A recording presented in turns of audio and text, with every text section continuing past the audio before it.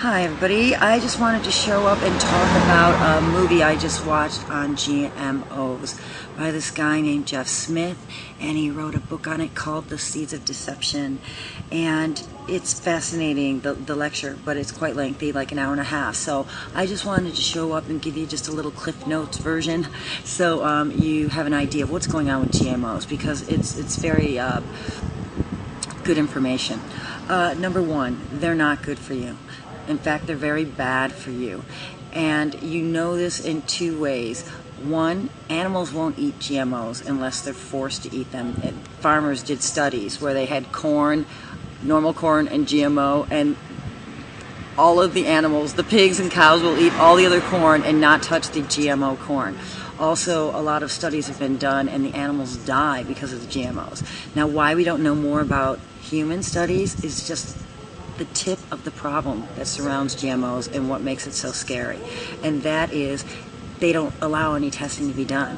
Anytime any testing starts to get done, any long-term data starts to get pulled together, they pull the plug on it. They fire the person, they demote them, they send them to Siberia, and the test stops. So we don't have any long-term studies on GMOs.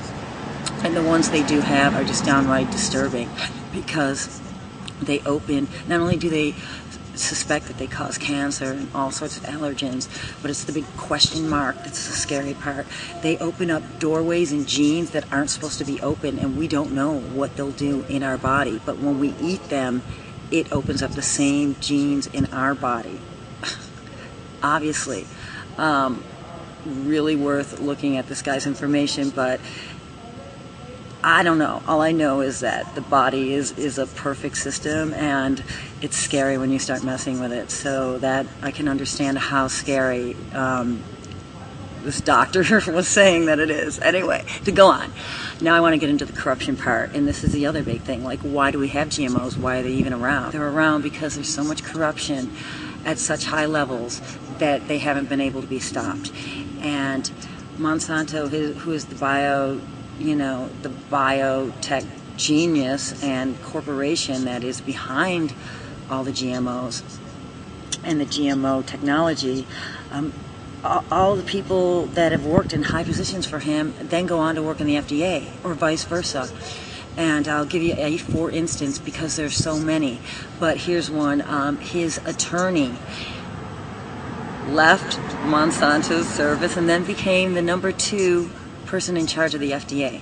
And in 1992, he's the one that put into policy that GMOs didn't have to be labeled. And his reasoning and way he got around that was because he said GMOs are no different than fruits and vegetables grown out of the earth.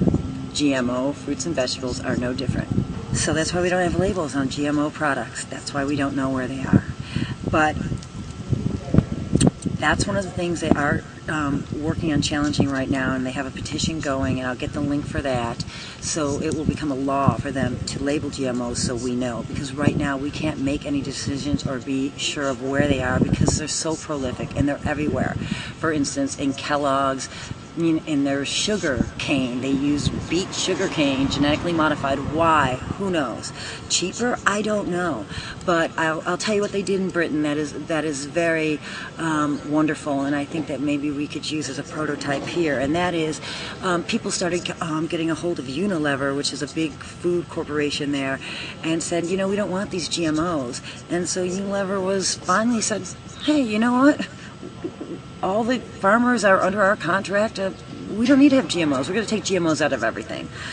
Well, that was wonderful to start with. But then a week later, one single week, Burger King, McDonald's, I think they said KFC, and a host of all these other huge food companies came out and said, you know what? We took all the GMOs out of our food too. So I'm not exactly sure when this guy's lecture was filmed, so I'm hoping that's still the case over there. But what I can tell you for sure is it's not the case over here. They took all the GMOs out of the Burger Kings and McDonald's over in Europe, but not here in the United States. And why? Well, because we really haven't demanded it. So I think the reason we haven't demanded it is because most people don't even know. So, like I said, I'm going to leave the link so you can check it out. And, you know, please talk to your friends and let them know. And start asking at your supermarkets and restaurants and saying, hey, do you have something not GMO? Do you have something non-GMO? And, you know, let them start getting the message that that's what we want.